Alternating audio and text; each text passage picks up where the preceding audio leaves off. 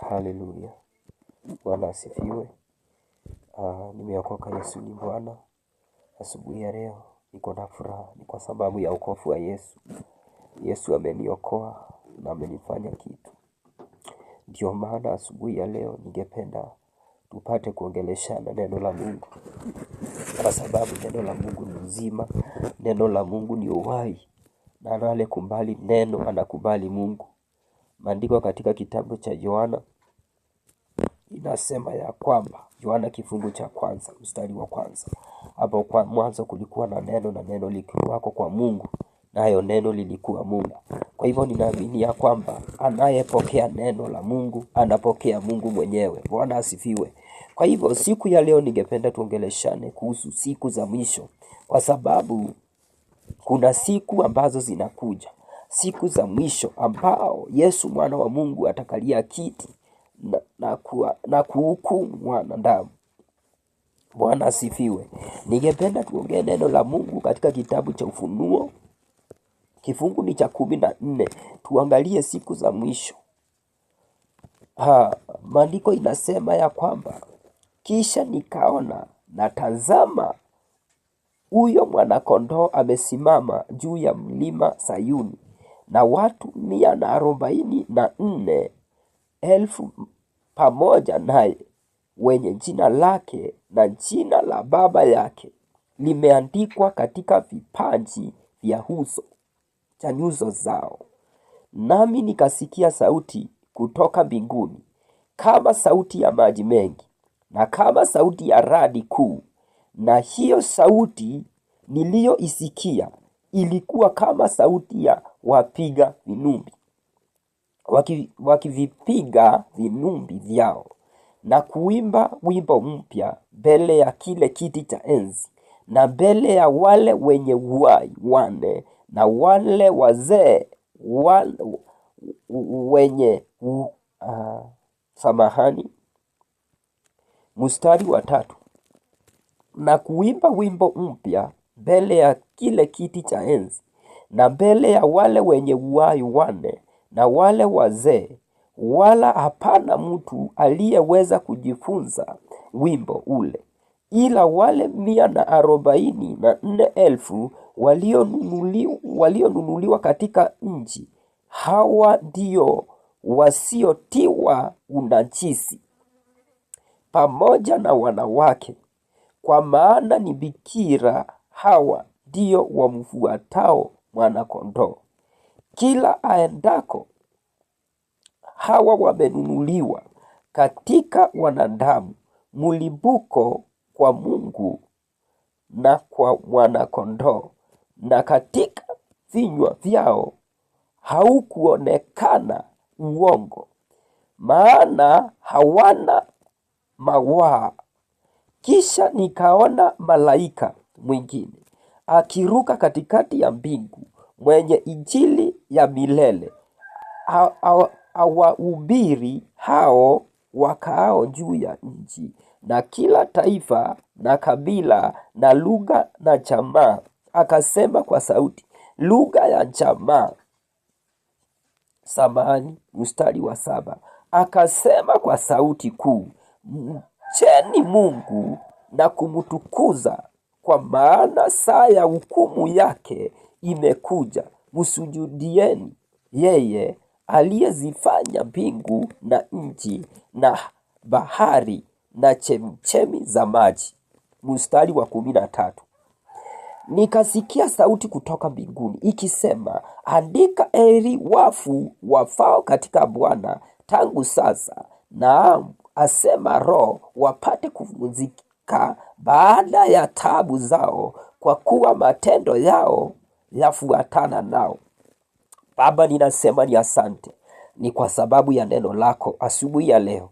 Ninaomba ya kwamba ukanitumia kama chombo ninapozungumza hili neno. Naomba likafikie mtazamaji kwa njia ya kipekee, na njia ambayo inakubalika kutoka kwako. Roho Mtakatifu aniongoze, katika jina la Yesu ninaomba na kushukuru. Haleluya. Hili ni neno la Mungu linazungumzia kuhusu siku za mwisho. Maandiko inasema ya kwamba huyu mwanaume alikuwa anaitwa Yohana akiwa katika kiziwa cha Patmos.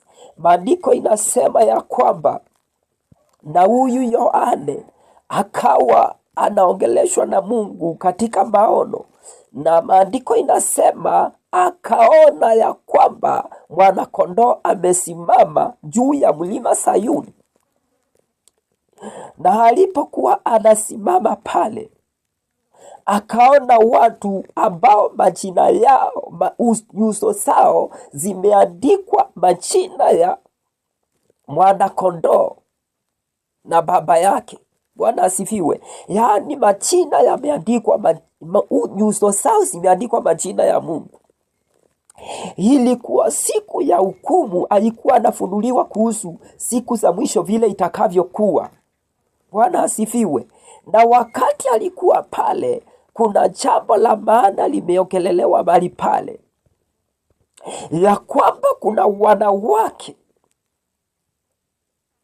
na kuna watu ambao midomo yao haijawahi kuongea uongo. Hawa ni watu ambao waliokoka na wakasimama na Mungu bila kufanya mambo ya dunia. Haleluya. Yaani watu ambao walijua maana ya wokovu na walipookoka wakabadilika, kama vile nilivyosema wakati mwingine ya kwamba kuokoka ni kubadilika. Yaani wakati waliokoka, tangu wakati waliopokea Yesu, vinywa vyao havijawahi ongea uongo. Nao ndio watu ambao majina yao yameandikwa katika kitabu cha uzima, na majina ya mwana-kondoo yameandikwa katika vipaji vya nyuso zao. Haleluya. Huyu ni wakati ambao Yohana anafunuliwa kuhusu ufalme wa mbinguni, anafunuliwa kuhusu siku za mwisho kutakavyokuwa. Haleluya. Kwa hivyo wapendwa, wakati Yohana aliona mambo yale, alihuzunika sana. Alianza kufikiria vile wakati siku za mwisho zitakavyokuwa. Akaanza kufunuliwa na Roho, akaanza kunenewa na Mungu kulingana na vile Mungu alikuwa anataka kupitisha ujumbe kwao, ili akaweze kuwapitishia watu ujumbe kama vile ni wapitishia asubuhi ya leo. Maandiko inasema ya kwamba yaani Mungu akaongea na huyu mwanaume anaitwa Yohana. Haleluya. Anasema ya kwamba akasikia sauti inasema, mcheni Mungu na kumtukuza, kwa maana saa ya hukumu yake imekaribia. Yaani saa ya hukumu ya Mungu iko karibu wapendo. Saa ya hukumu ya Mungu iko karibu. Siku ya leo ninaomba mkapate kusikia neno la Bwana. Naomba ya kwamba mkapate kumcha Mungu, kwa sababu saa ya hukumu iko karibu. Ukiangalia mambo yanavyoendelea katika dunia, nikimaanisha ya kwamba siku ya hukumu ya Mungu inakaribia. Haleluya. Kwa hivyo wapendwa, ninawasia kwamba mkapate kumsujudia yeye aliyezifanya mbingu na nchi na bahari na chemichemi za maji. Haleluya.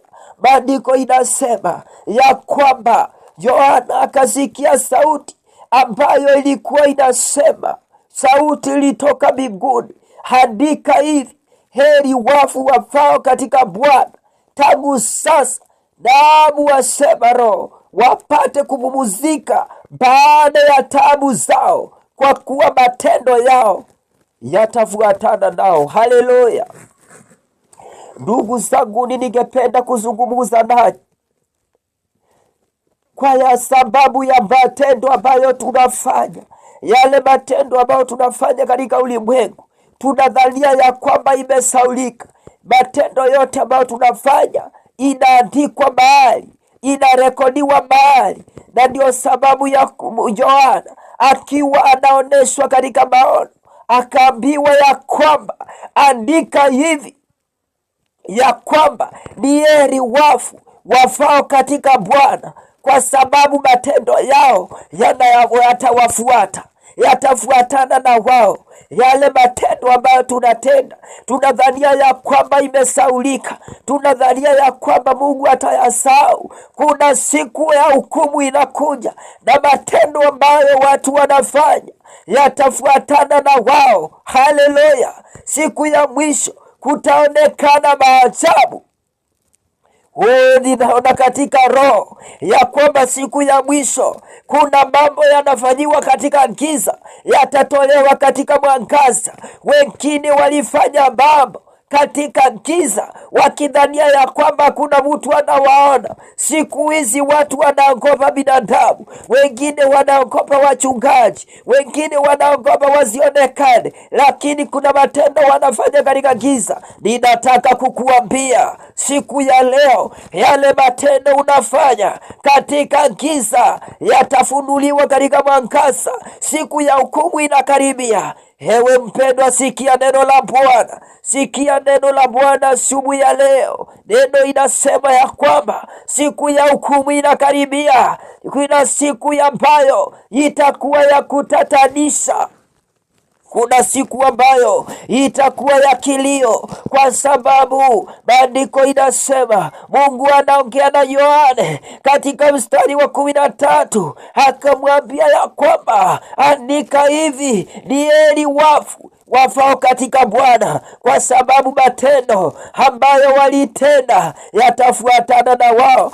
Mpendwa, ni matendo gani umekuwa ukitenda? Wewe umeokoka na kuna matendo unayotenda ambayo hayampendezi Mungu. Kuna siku inakuja, siku ya hukumu inakaribia. Mpendwa, badilika. Kuna siku ya hukumu, kuna siku ya hatari ambayo iko mbele yetu, ambayo mwana kondoo atakalia kiti, ataanza kutoa hukumu kulingana na matendo ambayo tulitenda katika ulimwengu. Haleluya!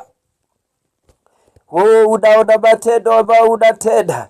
Ningependa kukudhihirishia ya kwamba hakuna jambo ambalo litafichika siku ya hukumu, wakati mwana kondoo atakalia kiti. Ndio sababu Yohana anaandika hivyo ya kwamba ni heri wafu. Afadhali wale watu walikufa wakiwa ndani ya Yesu, afadhali wale watu walikufa wakiwa wameokoka, kwa sababu wakiwa ndani ya Yesu, kama umeokoka, yale matendo yote ulifanya mabaya yamefutwa katika kitabu cha mauti. Lakini kuna kilio, kuna kufadhaika, kuna kuteseka kwa wale ambao watakufa wakiwa ndani ya dhambi. Haleluya! Wewe unajua ya kwamba uko katika dhambi. Ukikufa siku ya leo hauwezi enda mbinguni. Ninataka kukutahadharisha ya kwamba kuna siku ya hukumu inakuja. Mpendwa, sikia neno la Bwana.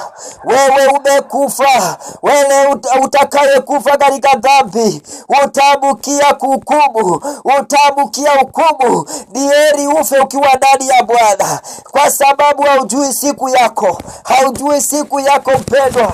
Siku yako inaweza kuwa ni leo, siku yako inaweza kuwa ni kesho, na kuna siku ambayo mpendwa unajua hauwezi jua siku yako ya hukumu. Siku ya kufa huwezi jua, siku ya kufa huwezi jua.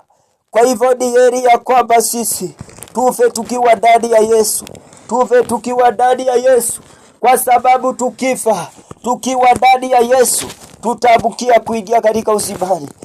Unasema ya kwamba hujaokoka, na siku ya leo umesikia neno la Bwana, unasema ya kwamba ni vema ya kwamba ukufe ukiwa ndani ya Yesu. Unasema ya kwamba ni heri ya kuingia ndani ya Yesu, kwa maana hujui siku ya kuja kwa mfalme Yesu, haujui siku ya hukumu ni lini.